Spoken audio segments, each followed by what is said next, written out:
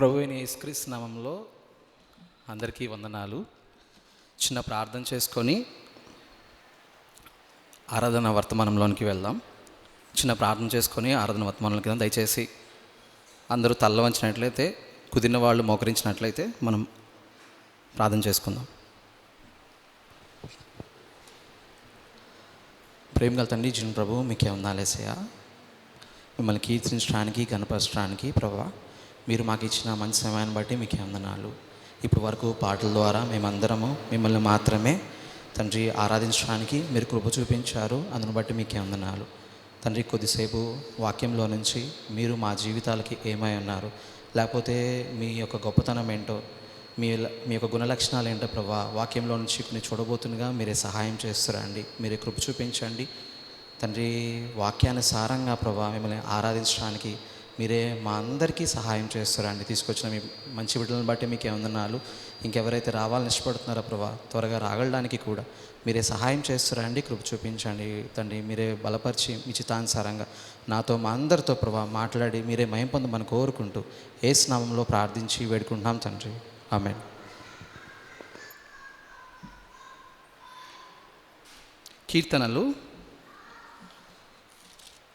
కీర్తనలు 139వ అధ్యాయం.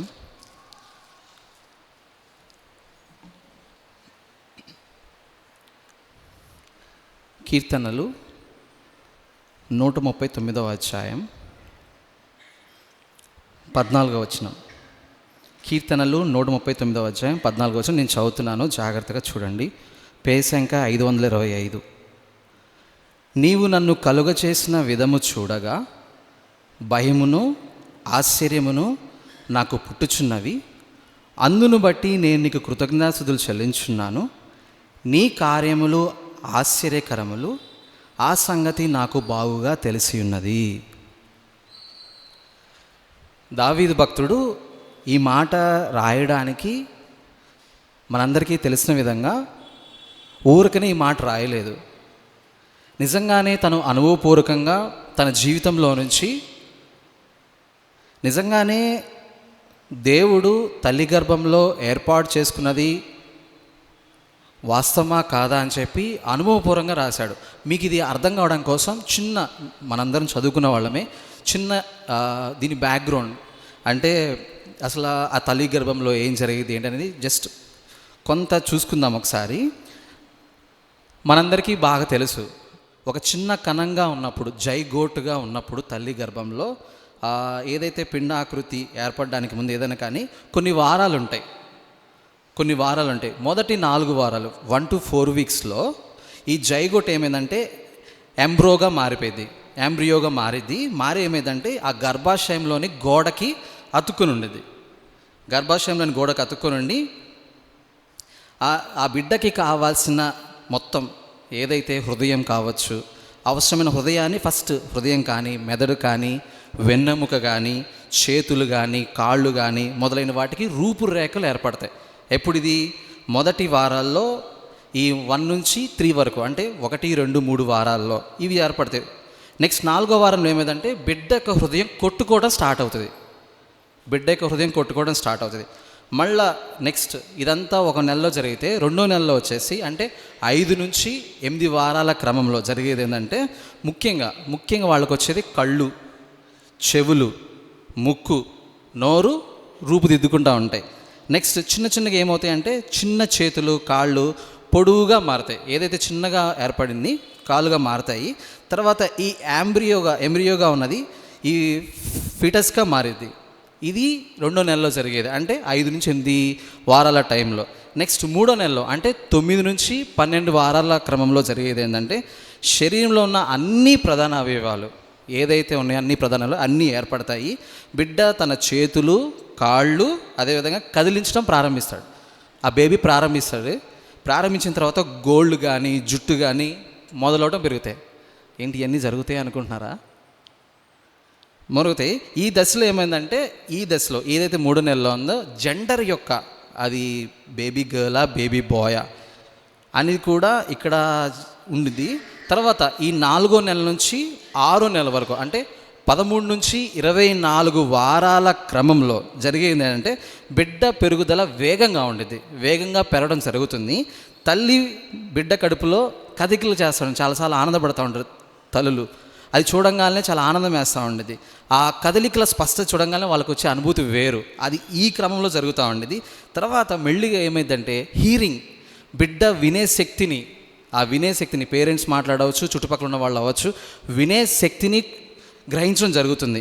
ఆ అమ్మ మాటలు వినగలుగుతుంది, లేకపోతే వినగలుగుతాడు, లేకపోతే చర్మం కూడా పలచగా ఉంటుంది, శరీరాన్ని రక్షించే వెర్నికస్ అనే తెల్ల పదార్థం కూడా ఏర్పడుతుంది. సో ఇది జరుగుతుంది. ఇంకా 7వ నెల నుంచి 9వ నెల వరకు 25 నుంచి 40 వారాల క్రమంలో జరిగేది ఏంటంటే బిడ్డ బరువు పెరుగుతూ బయట జీవించడానికి అవసరమైన శక్తిని పొందుకుంటాడు బేబీ. అయితే లంగ్స్ పూర్తిగా అభివృద్ధి చెందుతాయి. ఈ టైంలో లంగ్స్ పూర్తిగా అభివృద్ధి చెందుతాయి. బిడ్డ కళ్ళు తెరవటము, కళ్ళు మూయటము, చివరి నెలలో ఏంటంటే ఇంకా రెడీ, తలకిందులుగా ఉండి మదర్ వూమ్లోంచి బయటికి రావడానికి. అంటే నీ 40 వారాల క్రమంలో ఒక చిన్న కణంగా ఉన్న, ఒక చిన్న జైగోట్గా ఉన్న అది బిడ్డగా మారడానికి దేవుడు చేసిన అద్భుతాన్ని మనం జాగ్రత్తగా జ్ఞాపకం చేసుకోవాలి. అంటే ఒక చిన్న కణాన్ని మనకి ఏమనిపిస్తుందంటే చాలాసార్లు పిల్లలు కలగనప్పుడు బాధపడతారు.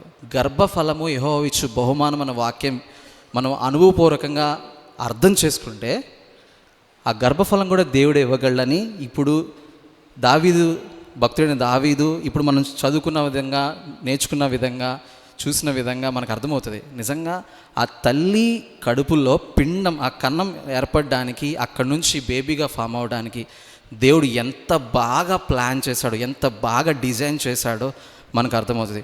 మొదటేమో ఆదామును తయారు చేయడానికి, మొదటి మానవుని తయారు చేయడానికి మట్టిలో నుంచి తీసి బొమ్మను తయారు చేసి వాడి నాసికానందరాల్లో జీవవాయువును ఊదగా అతను మనిషి అయ్యాడు. కానీ అక్కడ వచ్చిన తర్వాత కానీ దేవుడు ఒక మదర్ వూమ్లో చేసిన ఈ కార్యాన్ని చూస్తే మనము దేవుణ్ణి ఆరాధించకుండా ఉండలేం. అంటే ఆ చిన్న దాంట్లో దేవుడు ఎంత చేశాడో మనకు అర్థమవుతూ ఉండేది. ఈ వాక్య భాగంలో నుంచి మనము నీవు నన్ను కలగచేసిన విధము చూడగా భయమును ఆశ్చర్యమును పుట్టుచున్నవి.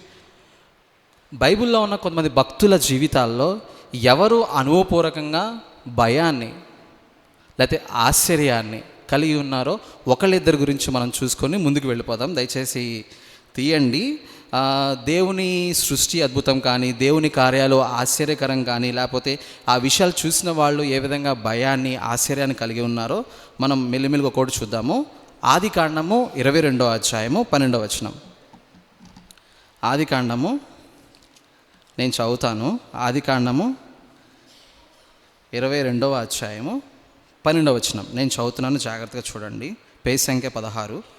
అప్పుడు ఆయన, ఆ చిన్న వాని మీద చెయ్యి వేయకము, అతన్నేమియూ చేయకము, నీకు ఒక్కడై ఉన్న నీ కుమారుని నాకియ్య వెనియ తీయలేదు గనుక నీవు దేవునికి భయపడువాడు అని ఇందువలన నాకు కనబడుచున్నదనెను. ఇక్కడ దేవుడు అబ్రహాంతో మాట్లాడుతున్న మాట ఇది. ఏమని మాట్లాడుతున్నాడంటే, నీ కుమారుని నాకు ఇచ్చే. నాకు కుమారుడు. యాక్చువల్లీ ఇస్సాకు కలగడానికి కూడా చాలా సమయం పట్టింది, మనందరికీ బాగా తెలుసు. ఇస్సాకు అసలు ఒక వ్యక్తి 100 సంవత్సరాలు కాదు, 90 సంవత్సరాలు కాదు, ఇప్పుడు ప్రస్తుతం ఉన్న కాలంలో కనీసం 2 సంవత్సరాలు ఎదురు చూడడానికి చాలా సమయం పట్టింది. నా జీవితంలో నాకు 8.5 సంవత్సరాలు పట్టింది ఉద్యోగం పొందుకోవడానికి. కొంతమంది జీవితాల్లో ఏదైనా కావడానికి 2-3 సంవత్సరాలు కాదు, 5 సంవత్సరాలు, 12 సంవత్సరాలు. అంటే ఒక వెయిటింగ్ పీరియడ్ అనేది చాలా ఇబ్బందికరమైన పీరియడ్. అది ఆషామాషి కాదు, మాట్లాడుకున్నంత తేలిక కాదు.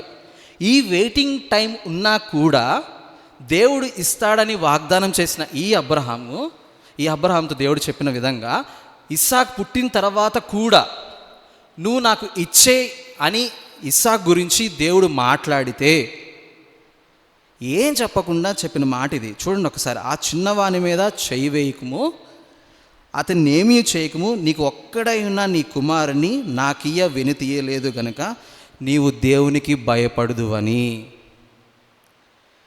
ఈ మాటలు మనం ఏం అర్థం చేసుకోవచ్చు అంటే, ఇక్కడ భయపడ్డం అంటే దేవుని యందు భయం మనకేం అర్థం చేస్తుందంటే గౌరవంతో లోబడ్డం. గౌరవంతో లోబడ్డం. ఇక్కడ అబ్రహాము గౌరవంతో దేవునికి భయపడి, కొన్నిసార్లు భయం కూడా దేవుడు ఏదైతే మనకు చెప్తాడో ఆ భయం కూడా ఆరాధన.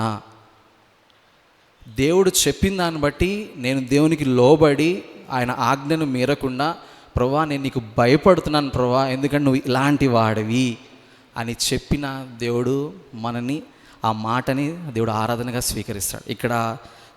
ఇక్కడ అబ్రహాం చెప్పిన మాటను బట్టి నువ్వు భయపడ్డావు, నువ్వు భయపడిన వాడవని ఇందువల్ల నాకు కనబడుచున్నదన్న ఎంత సంతోషం ఇచ్చింది దేవునికి. అబ్రహాము తన జీవితంలో దేవుడు చెప్పిన మాట, అంటే ఏదైతే మాటకి లోబడ్డాడో ఇస్సాకుని అర్పించడానికి కూడా సిద్ధమైపోయి అసలు ఎంత భయభక్తులతో లొంగినవాడుగా ఉన్నాడో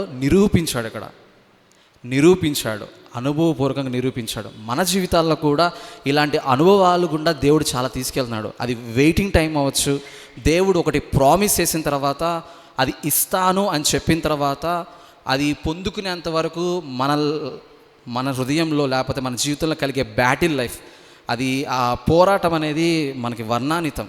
మనం కూడా చాలాసార్లు దేవుని వాక్యానికి లోబడి భయపడుతూ వెళ్తున్నప్పుడు దేవుడు ఏ విధంగా మనకి సహాయం చేస్తూ వచ్చాడో అబ్రహాము జీవితాన్ని బట్టి మనం అనుభవపూర్వకంగా, అవును ప్రభువా నీ మాటకి నేను లోబడి భయపడ్డాను.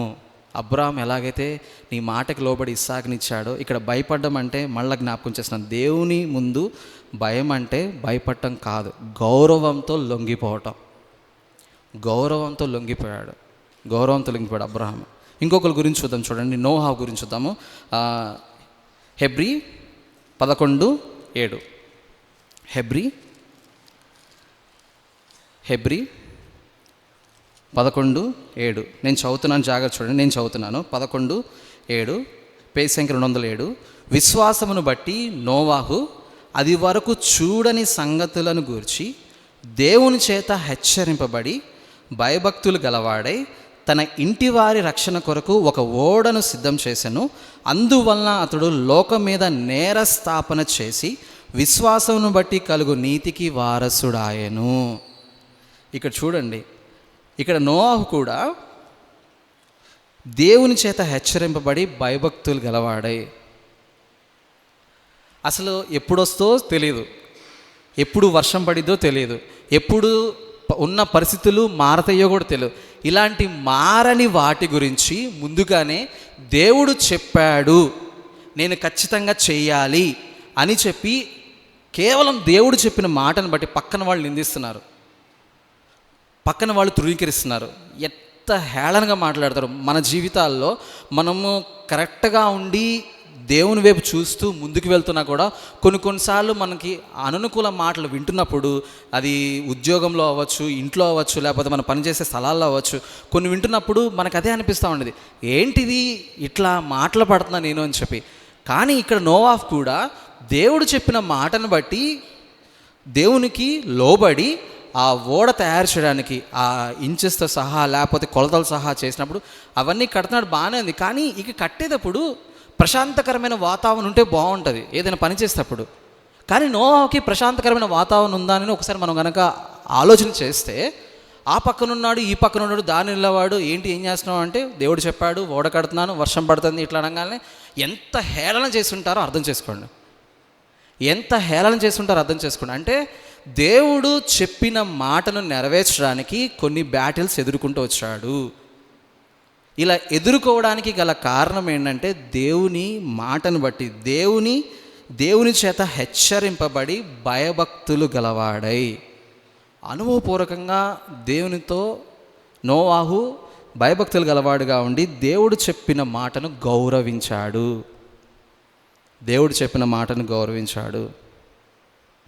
నిజంగా ఇక్కడ దేవుని మాటను భయభక్తులతో పాటించడం కూడా మనకి ఆరాధనే. చాలాసార్లు మనం ఆరాధన అంటే అరిగిపోయిన రికార్డింగ్ లాగా, గ్రామ్ఫోన్ రికార్డింగ్ లాగా ఒక చోట పెడితే ఎలాగైతే మాటిమాటికి ఎలాగైతే వస్తుందో అలా కాదు.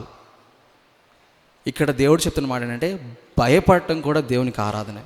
మన జీవితాల్లో దేవుని మాటను గౌరవించి ఎలాగైతే లోబడ్డాడు అబ్రాహాము, ఎలాగైతే నోవాహు గౌరవించాడో ఆ విధమైన ఆరాధనని వాళ్ళు చేయగలిగారు. అలా భయపడి తర్వాత దేవుని మాటకు లోబడిన తర్వాత అనుకున్న విధంగా ఓడ కంప్లీట్ అయిపోయింది. తర్వాత ఏం జరిగిందో మనందరికీ బాగా తెలుసు. నిజంగా దేవుడు చెప్పిన మాటను విన్న వీళ్ళు వాళ్ళ జీవితాల్లో ఎలాంటి అనుభవాన్ని కలిగి ఉన్నారో మనకు అర్థమైంది.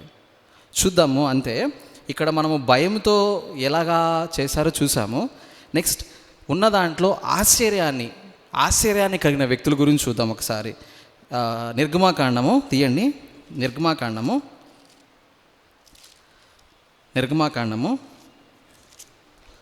3వ అధ్యాయం, పేజ్ సంఖ్య 46.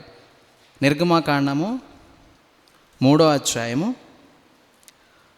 5 నుంచి 6 వచనాలు నేను చదువుతున్నాను, జాగ్రత్త చూడండి. పేజ్ సంఖ్య 46, 3వ అధ్యాయం 5 నుంచి 6 వచనాలు. ఇక్కడ చూడండి. ఇక్కడ మనం చూస్తున్న మాటలో దేవుని మాటను ఏదైతే తీసుకొని ఆశ్చర్యంతో దేవుని ఆరాధించిన వాళ్ళ గురించి మనం చూస్తున్నాం. 5:6. అందుకు ఆయన, దగ్గరికి రావద్దు, నీ పాదముల నుండి నీ చెప్పులు విడువుము, నీవు నిలిచి ఉన్న స్థలము పరిశుద్ధ ప్రదేశము అనెను. మరియు ఆయన, నేను నీ తండ్రి దేవుడును, అబ్రహాము దేవుడును, ఇస్సాకు దేవుడును, యాకోబు దేవుడునని చెప్పగా మోషే తన ముఖమును కప్పుకొని దేవుని వైపు చూడవెరచెను. ఇక్కడ చూడండి, ఇతను కూడా, మోషే కూడా దేవుడు చెప్పిన దానికి ఉన్నాడు. అక్కడ అరణ్యంలో ఏదో పొద కాలుతున్నట్టు కనపడింది. మనందరికీ ఈ స్టోరీ బాగా తెలుసు. కనబడుతుంది. అక్కడ దేవుని దగ్గర రావడానికి కూడా ఎంత వెరిచాడు అర్థం చేసుకోండి. ఎంత వెరిచాడు. పొద ఏంటి, పొద కాలిపోవడం ఏంటి, అక్కడలోంచి మాటలు వినబడ్డం ఏంటి అంటే ఇలా కూడా దేవుడు మాట్లాడతాడా? కొన్నిసార్లు మన వ్యక్తిగత ఆ క్వైట్ టైం ఏదైతే మౌన ధ్యాన సమయంలో దేవుడు మాట్లాడుతున్నప్పుడు కొన్నిసార్లు వింటుంటే, మరి మీ అందరికీ ఎలాంటి అనుభవాలు తెలియదు, కానీ నాకైతే దేవుడు వ్యక్తిగతంగా ఏదైనా మాట చెప్తున్నప్పుడు ఈ వాక్యాన్ని చూసినప్పుడు కూడా ఆశ్చర్యాన్ని కలగజేసే మాట ఎవరిది అనుకున్నప్పుడు నాకు మోషేనే గుర్తొచ్చాడు. మోషేలో మండుచున్న పదే గుర్తొచ్చింది. ఎందుకంటే దేవుని మాట కొన్నిసార్లు మనం వింటున్నప్పుడు చాలా ఆశ్చర్యం వేస్తుంది. అరే, దేవుడేంటి ఇంత బాగా చెప్పాడు, ఇంత బాగా మనల్ని నడిపిస్తున్నాడు, ఇంత బాగా గైడ్ చేస్తున్నాడని ఎంతో అనుభవంతో అసలు చదివిన క్వైట్ టైంలో 5 నిమిషాలు అవ్వచ్చు, ఒక్కసారి తీయంగానే దేవుడు మనతో మాట్లాడిన విధానం చూస్తే ఎంత ఆశ్చర్యం వేస్తుంటే అసలు ఇంక తీసేసి ఇంకా ఆ మాటను బట్టి బైబిల్ పక్కన పెట్టేసి నీళ్ళలో చేసి అసలు దేవుని ఆరాధించకుండా అసలు నోట్లో నుంచి వచ్చే మాటను ఆపకుండా మనం ఉండలేం. అంత దేవుడు మనతో ఒక మంచి కమ్యూనికేషన్ని, మంచి ఆ సహవాసాన్ని దేవుడు మనకిచ్చాడు. ఎలాగైతే మోషేతో దేవుడు ఆ మండుచున్న పొదలో అది చూసి ఆశ్చర్యపడ్డాడో, మన జీవితంలో కూడా ఆశ్చర్యపడే సంగతులు దేవుడు మనకు చేశాడు. అది 1 కాదు, 2 కాదు, 3 కాదు, చాలా అంటే చాలా మన జీవితాల్లో ఆశ్చర్యకరమైన చేశాడు. ఇక్కడ దేవుడు జ్వాలల మధ్య ప్రత్యక్షమైనప్పుడు మోషే ఆశ్చర్యపడి ముఖం దాచుకున్నాడు. ఎందుకు దాచుకున్నాడు? భయం. ఈ భయంతో వెరిచి దేవుడు నాతో ఏం ఇక్కడ కూడా భయపడ్డాడు. అంటే ఇన్ ద సెన్స్ ఏంటంటే దేవుని గౌరవించాడు. దేవుని ఏం మాట్లాడుతానని లోబడి ఆ మండుచున్న పొద్దు దగ్గరికి వచ్చి, నువ్వు నాతో ఏం మాట్లాడుతున్నావు, ఏం చెప్పాలనుకుంటున్నావు అని చెప్పి చాలా దేవుడు ఎలాంటి ఆరాధన కోరుకుంటాడంటే, ముందు మనం వినడానికి వేగిరమై జస్ట్ కూర్చొని ఉంటే, ఈ బిడ్డ అటు ఇటు తిరగకుండా నా దగ్గర వచ్చి కూర్చున్నాడు, నా మాటలకి ఆశ్చర్యపడుతున్నాడు, నేను ఆశ్చర్యకరుడని అతనికి అర్థమైంది అని చెప్పి దేవుడు చాలా మురిసిపోతాడు. మనం చూపించే ఆ భయభక్తులు, ఏదైతే ఆ భయాన్ని మనం చూపిస్తామో, దేవుడు అలాగా దేవుని మహిమను చూసి ఆయన ఆశ్చర్యంతో ఆరాధించాడు. ఇక్కడ ఆ జ్వాలల మధ్యలో దేవుడు మాట్లాడిన తర్వాత నిజంగా ఏం చేయమన్నాడు, ఎక్కడికి వెళ్ళమన్నాడు ఏంటో చూసినప్పుడు మనకు అదే అర్థమవుతుంది. ఇంకో మాట చూద్దాము. చూడండి, 1వ రాజులు 18వ అధ్యాయం, 1వ రాజులు 18వ అధ్యాయం, 1వ రాజులు 18వ అధ్యాయం 38, 39 నేను చదువుతున్నాను. చూడండి, 300 పేజీ, పాత నిబంధనలో 300, 38, 39 నేను చదువుతున్నాను. 1వ రాజులు 18, 38, 39. అతడు ఈలాగున ప్రార్థన చేయుచుండగా యెహోవా అగ్ని దిగి దహనబలి పశువును, కట్టెలను, రాళ్లను, బుగ్గిని దహించి కందకమందున నీళ్లను ఆరిపోచేసెను. అంతట జనులందరూ దాన్ని చూచి సాగిలపడి యెహోవాయే దేవుడు, యెహోవాయే దేవుడని కేకలు వేసిరి. ఇక్కడ ఏలియా ఏలియా మనం తెలుసు ఆహాబు రాజు ఇట్లాగా వర్షం పడకుండా ఇట్లాగా కురిపించడానికి కొద్ది కురిపించడానికి ఏదైనా కానీ ఇట్లాగా చూసినప్పుడు సవాల్ విస్తాడు. సరే మీ ప్రవక్తలు తీసుకురండి, బయలు దేవతల ప్రవక్తలు తీసుకురండి చూద్దామని చెప్పి అక్కడ దానికోసం దేవుడు చేసే ఆశ్చర్యం కోసం అని చెప్పి ఒక బలిపీఠాన్ని కట్టించి దాని మీద తొట్టు నిండా నీళ్లు పోయిచేసి ఏదైతే దాని మీద పెట్టిన దానికోసం అని చెప్పి నీళ్లు పోయి చేసిన తర్వాత ఒకసారి వాళ్ళు నాట్యం చేసి, లేకపోతే వాళ్ళకి తెలిసిన విధంగా గుండెలు కొట్టుకుంటూ, లేకపోతే వాళ్ళకి తెలిసిన విధంగా రకరకాలుగా వాళ్ళు వర్షిప్ చేస్తుంటే వాళ్ళ దేవుళ్ళకి ఎవరు మాట్లాడరు. అలా మాట్లాడని ఈ క్రమంలో ఒకసారిగా ఏలియా చేసిన ప్రార్థన బట్టి ఈలాగున ప్రార్థన చేయుచుండగా యెహోవా అగ్ని దిగి దహన బలి పశువును, కట్టెలను, రాళ్లను, బుగ్గిని దహించి కందకముందున నీళ్లను ఆరిపో చేసెను. బల్లుంది, బల్ల మీద ప్లేట్లున్నాయి, అదే దహనబలి పశువు. దేవుడు మనందరికీ ఆశ్చర్యకారం చేయాలనుకున్నాడు. ఒకసారి ఆలోచించండి, అది కాలిపోతా ఉండి ఏం మిగిలిపోతా ఉండి ఎలా ఉండిద్ది? అక్కడున్న ఒక్కళ్ళు కాదు, ఇద్దరు కాదు, రాజు, బయలుదేవతల ప్రవక్తలు, మళ్ళీ ఏలియా తీసుకొచ్చిన ప్రవక్తలు, లేకపోతే అక్కడున్న జనాలందరూ చూస్తున్న సమయంలో జరిగిన కార్యం అది. అంటే ఇది చూస్తున్నప్పుడు వాళ్ళకు అనిపించింది ఏంటంటే యెహోవాయే దేవుడు, యెహోవాయే దేవుడు. ఒక్కసారి కాదు, యెహోవాయే దేవుడు. అంటే మన దేవుడు ఎవరంటే దేవుని మహిమను చూసి ఆశ్చర్యం వ్యక్తపరిచేలాగా మన దేవుడు మన జీవితాల్లో ఆశ్చర్యాలు జరిగించగల సమర్థుడు. ఆయన ఆశ్చర్యాన్ని చూసినప్పుడు నోట్లో నుంచి ఆయన్ని వర్షిప్ చేయకుండా మనం ఉండలేం. ఇక్కడ అదే జరిగింది. ఏలియా అక్కడ దేవుని గొప్పతనాన్ని రుజువు చేయాలన్నప్పుడు దేవుని కోసం నిలబడ్డాడు, ప్రార్థన చేశాడు. ఈ ప్రార్థన చేసిన క్రమంలో జరిగిన అద్భుతాన్ని చూసి ఏలియా ఒకటే కాదు, ఏలియాకి తెలుసు దేవుడు అద్భుతం చేయగలడని. కానీ ఏలియా జీవితాన్ని బట్టి అక్కడున్న ప్రజలందరూ యెహోవాయే దేవుడు అని చెప్పి ఆశ్చర్యాన్ని వ్యక్తపరిచాడు. అంటే దేవుని శక్తి మన కళ్ళకు కనబడితే మన హృదయం ఆశ్చర్యంతో ఆరాధన చేస్తుంది. ఇది మనం జ్ఞాపకం చేసుకోవాలి. దేవుని శక్తి మన కళ్ళకు కనబడితే మన హృదయం ఆశ్చర్యంతో ఆరాధన చేస్తుంది. ఇక్కడ ఏలియా అనుభవంగా ఇది చేయగలిగాడు. మనం కూడా మన లైఫ్లో మనం చేస్తున్నాం కూడా. ఏదైతే ఆ భక్తులు చేశారో దాన్ని మనం కంపేర్ చేసుకుందాం. నిజంగా ఏలియా జీవితంలో ఇలా జరిగింది, నా జీవితంలో కూడా ఇలాంటి అనుభవాలు ఉన్నాయి, అందుని బట్టి నేను దేవుని ఆరాధిస్తానని చెప్పి మనం దేవుని ఆరాధించాలి.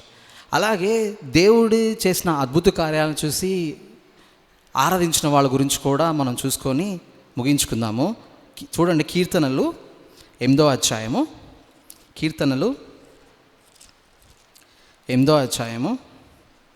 3-4 వచనాలు, 455 పేజ్, 8, 3-4 వచనం నేను చదువుతాను. చూడండి. నీ చేతి పని అయిన నీ ఆకాశములను, నీవు కలగచేసిన చంద్ర నక్షత్రములను నేను చూడగా, నీవు మనుషుని జ్ఞాపకము చేసుకున్నటకు వాడేపాటివాడు, నీవు నరపుత్రుని దర్శించుటకు వాడేపాటివాడు. చూడండి, ఇది దావీదు రాసిన కీర్తన. దావీదు కూడా తన అనుభవంలో ఆకాశం, నక్షత్రాలు, దేవుని దృష్టిని దర్శించినప్పుడు దావీదు కూడా ఆశ్చర్యపరిచి చూసి, మనిషి ఎవడని నీవు అతన్ని జ్ఞాపకంలో ఉంచుకున్నావు అని చెప్తున్నాడు. అసలు మనిషి ఎవరు? మన కంటికి చిన్నపిల్లలు చిన్న పురుగులు, చీమలు, లేకపోతే చిన్నవి తిరుగుతున్నప్పుడు వాళ్ళు ఎక్కడ పట్టుకుంటారని చెప్పి భయంతో వాళ్ళని అక్కడి నుంచి బయట తీసుకొచ్చేస్తాం. దేవుని కంటికి కూడా మనం అలాంటి చిన్న చీమల్లాగా, పురుగులా కనిపిస్తూ ఉంటాం.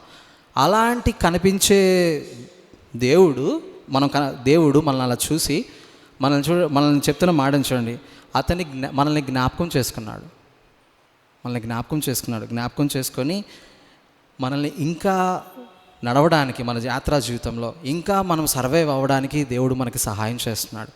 దేవుడు ఈ సృష్టిని చేసిన విధానాన్ని బట్టి, ఆయన చేసిన ఆకాశము, నక్షత్రాలు, వీటన్నిటికన్నా అవన్నీ ఓకే, కానీ మనిషిని జ్ఞాపకం చేసుకోవడం అనేది చాలా చాలా ఇంపార్టెంట్. చుట్టుపక్కల ఉన్న మనకు తెలిసిన వాళ్ళే ఈరోజు ఉంటారు, రేపు మీరు చూసారు లేదో, ఒకసారి లైన్ చివర్లకి మనం వెళ్తున్నప్పుడు లైన్ చివరినప్పుడు పెద్ద పెద్ద బ్యాన్లు కనబడి ఏముండిద్దంటే వి మిస్ యూరా, వి మిస్ యూరా, వి మిస్ యూరా ఉండిద్ది, జ్ఞాపకార్థ కూడిక. ఒకసారి ఆలోచించండి, యవనస్తులు చిన్నవాళ్ళు పెద్దవాళ్ళని తేడా లేకుండా మీరు బయటికి వెళ్తున్నప్పుడు బ్యానర్లు చూస్తే మీకు ఆశ్చర్యం కలగాలి.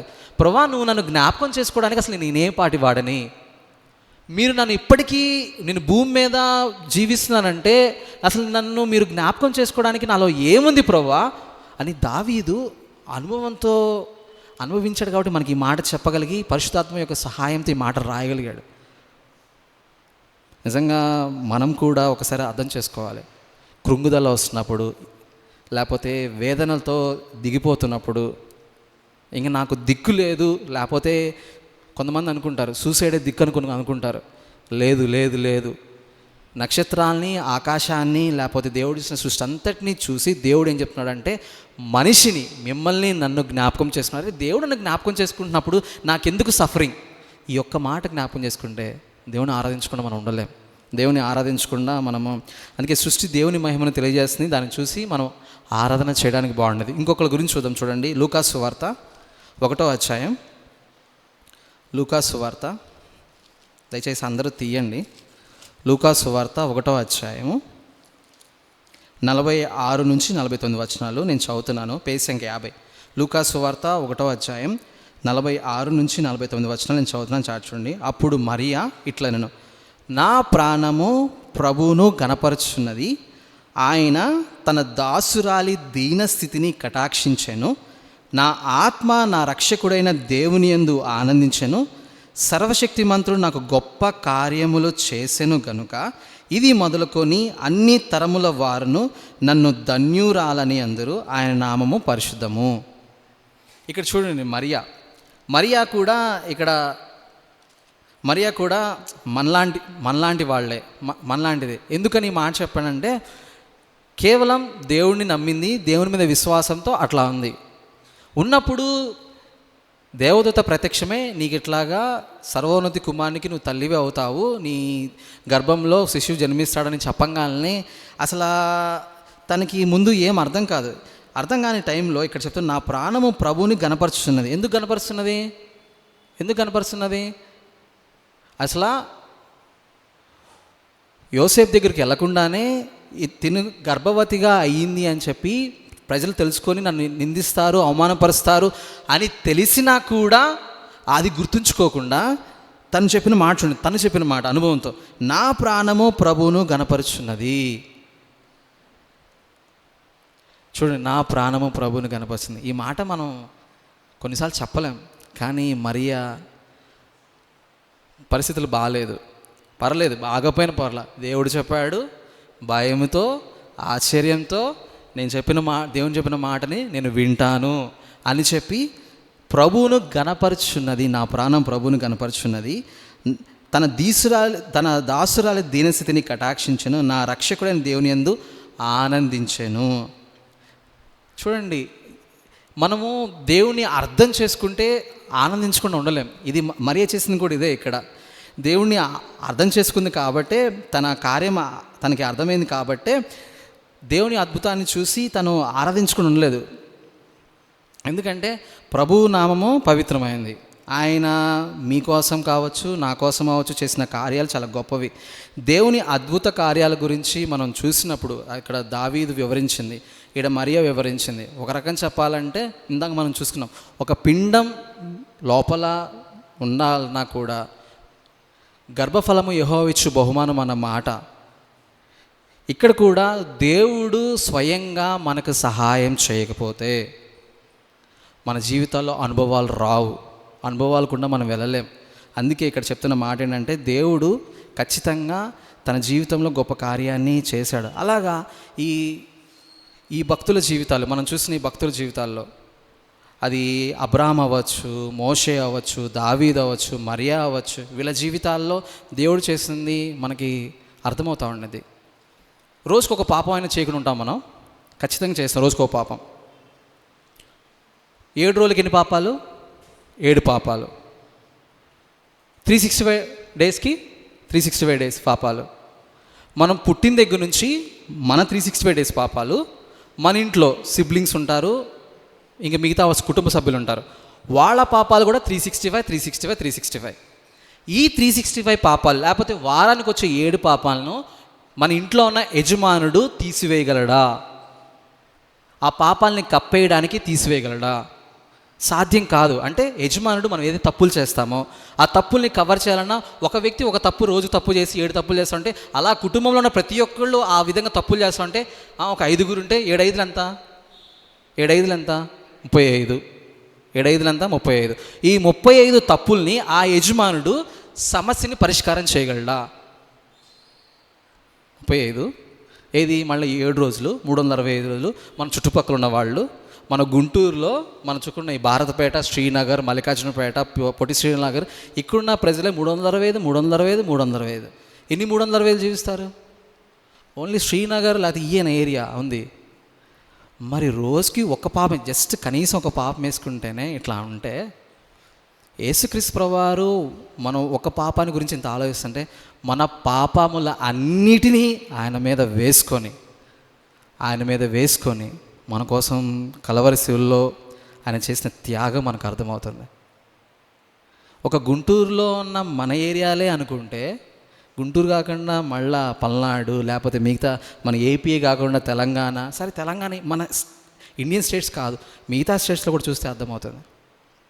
నిజంగా దేవుడు ఎంత బాగా మనల్ని జ్ఞాపకం చేసుకున్నాడు, మన పాపాలను ఏ విధంగా కడిగి శుభ్రపరిచాడు ఆ సిలువలో మనకు అర్థమవుతుంది. దయచేసి ఈ మాటలను బట్టి ఒకసారి మూలవాక్యాన్ని చూసుకుందాం. మూలవాక్యం చూసుకొని మనం ముగిచేసుకుందాం. ఒకసారి కీర్తనలు 139:14.